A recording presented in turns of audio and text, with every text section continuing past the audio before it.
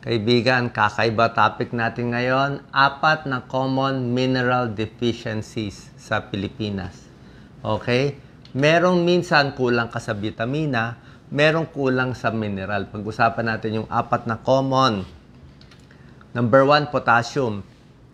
Didiscuss natin potassium, low calcium, low magnesium, pati low iron. Yan ang 4 na problema natin sa Pilipinas. Itong low potassium, very common.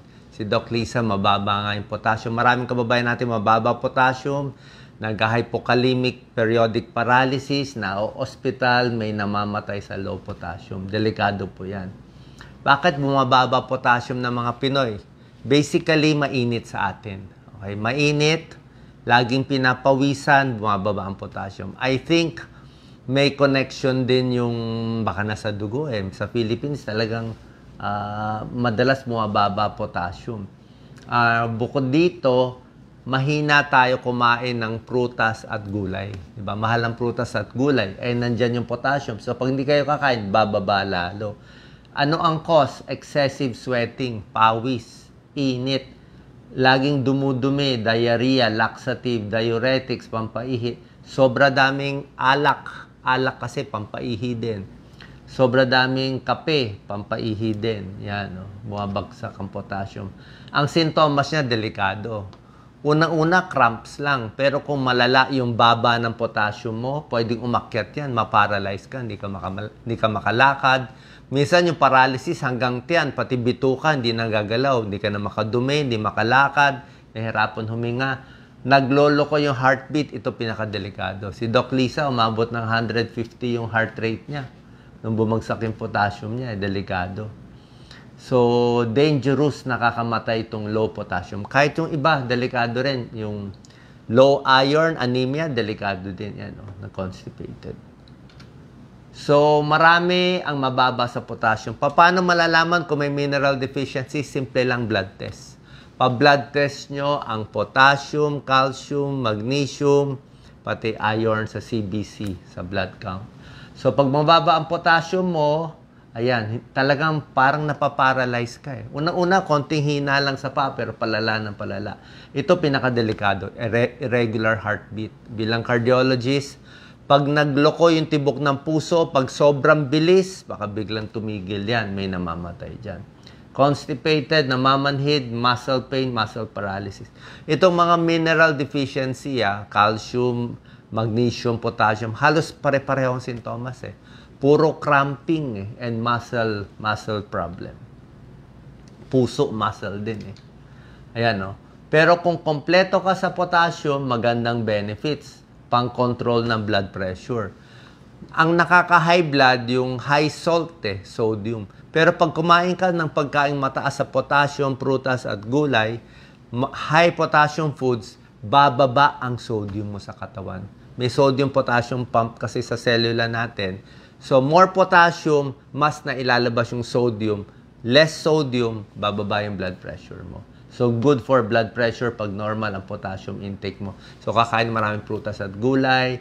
Good for the heart pag normal potassium, maganda sa buto, sa brain at sa kidneys. Ito yung mga pagkaing pinakamataas sa potassium, okay? Saging, tsaka patatas. Basically, patatas, saging, sari-sari, mga juice, mga citrus fruits, yan, melon, pwede rin. Raisins, avocado, tsaka yung gulay, pwede rin. Yan. Okay. Pero, minsan, hindi mo nakukuha sa pagkain. Yan ang sabi ni Dr. Montemayor, isang nephrologist. Sabi niya, hindi niya alam bakit sa mga pasyente niya, oras na bumaba na yung potassium, let's say 3 na lang. Ang normal kasi mga 3.5 to 5 eh. So, ang gusto ng puso, mga 4.0 ang potassium level mo. Si Doc Lisa noon, below 3.5, 3.2 eh, nanginginig na talaga. So, pag sobra na baba, sabi ni Dr. Montemayor, isang nephrologist, hindi na nakukuha ng saging at patatas. Kahit pinakain ito, ayaw tumaas.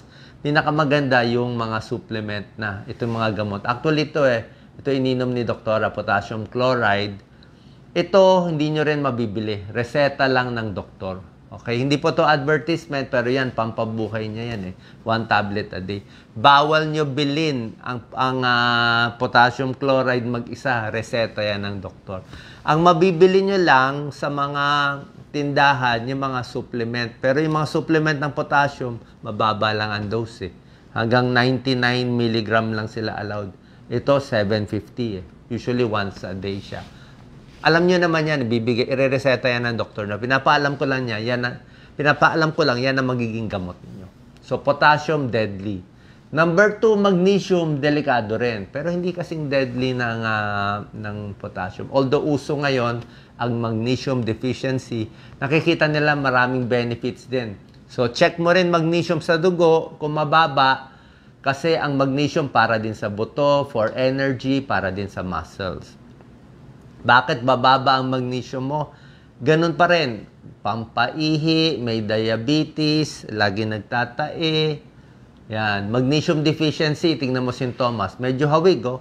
Palpitation din, irregular heartbeat din, muscle cramps din, no? Cramps din. Menstrual cramps, muscle cramps, stomach cramps, constipated. So talagang yung muscle din nagkakaproblema.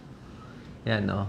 Nanginginig, nakukumbulsyon, irregular heart rhythm. Kasi nga, mineral deficiency eh.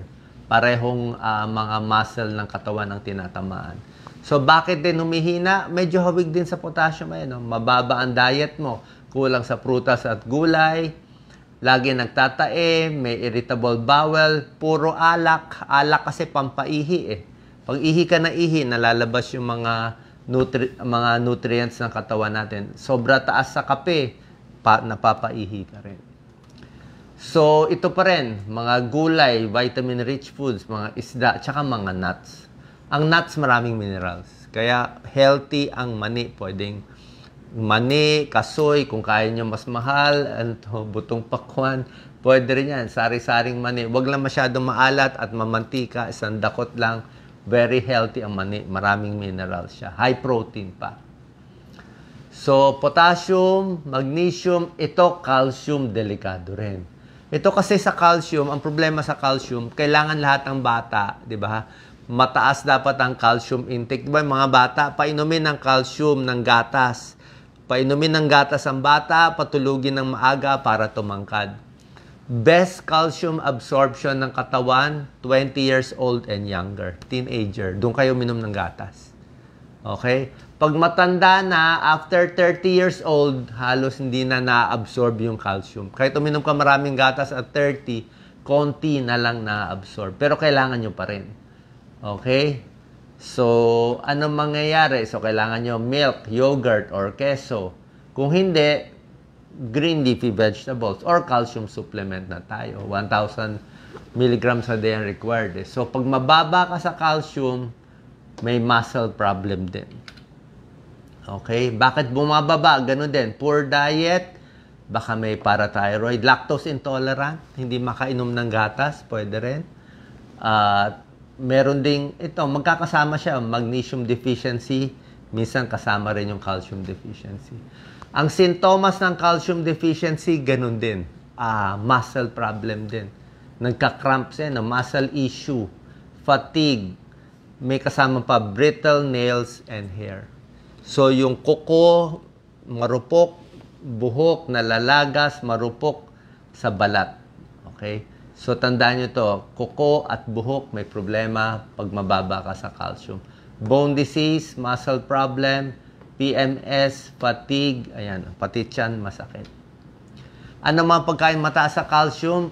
Lahat ng, sari-sari. Mani, di ba? Sanabi ko, mataas siya sa calcium. Basta mani, maraming minerals.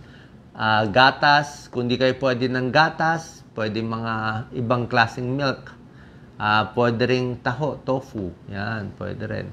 Gulay, sweet potato. Yan, meron ding mga calcium. Tsaka meron mga calcium fortified. Kung di talaga, wala talaga makuha, calcium supplement. Wala namang masama. Lalo na pag tumatanda. Mga babae, postmenopausal, mga lalaki, usually binibigyan ng doktor ng calcium para hindi mabali ang mga buto. Merong mga preparation na may combination. At tinago ko yung brand, wala po tayo na-advertise. So, merong iba. Actually, may ininom akong ganito, calcium, magnesium, at zinc. Number 4 na delikado din, iron deficiency. Ang sintomas, iron deficiency, anemic. Diba? Kailangan natin ng iron. Nakikita yan sa complete blood count. Kung mababa hemoglobin, hematocrit mo. Iron para maging mapula ang dugo. Okay? Para magdala ng oxygen. Pag kulang ka sa iron, kulang ka sa dugo. Maputla, mahina, ayan, no? Masakit ang ulo. Ayan, no? Pero ang symptoms niya, bukod sa nangihina, walang lakas, hinihingal, ganyan din, no? Kuko. Parang calcium deficiency din yung iron deficiency. Kuko nasisira, buhok nasisira. Yun din. Yan, no? So, yan, no? Hingal, depressed, hair loss, brittle nails, tulad ng sinabi ko, headaches, laging nalalamigan. At basically, yung hingal, maputla siya. Kita mo, maputla yung mukha. So, pag ginamot natin yung anemia, lalakas siya. Okay? Basically, dapat kakain lang ng iron-rich foods. Pero pag sobrang baba, hindi na maganda. So, bakit bumababa yung iron? May mga dahilan. Okay? Explain natin mga dahilan.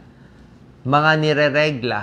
May blood, malakas magregla. Mga buntis, bumabagsak yung iron.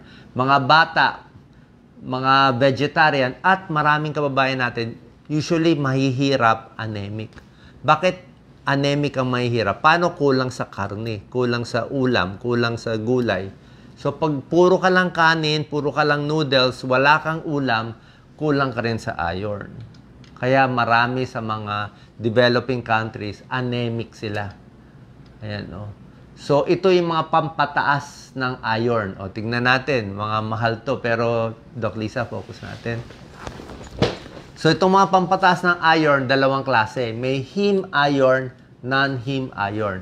Itong nasa taas, mabilis magpataas ng iron. Pag anemic ka, ito kakainin mo.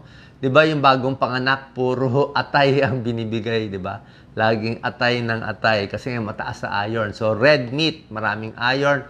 Fish, shellfish, mataas yan. Meat, chicken, fish, shellfish. Mabilis magpataas ng iron. May iron din ang green leafy vegetables, ang mani, ang tofu, ang eggs. Kaya lang, vegetable sources of non-heme iron mas mabagal magpataas. Pwede rin, pero mas mabagal. Ito mas mabilis.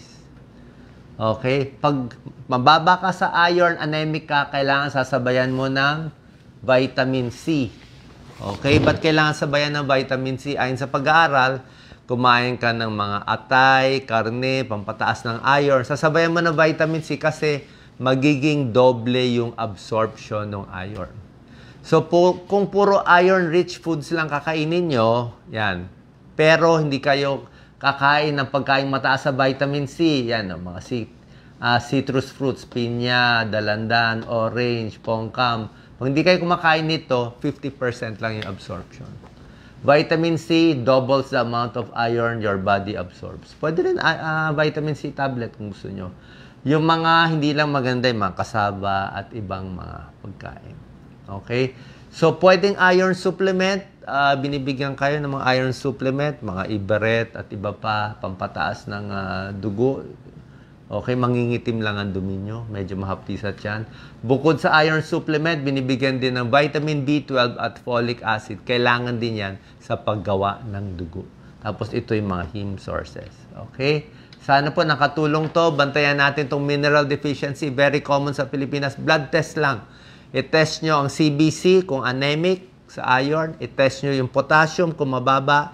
Magnesium mababa. Calcium yung mababa. Pa-check tayo sa isang doktor. Usually, pwede sa nephrologist.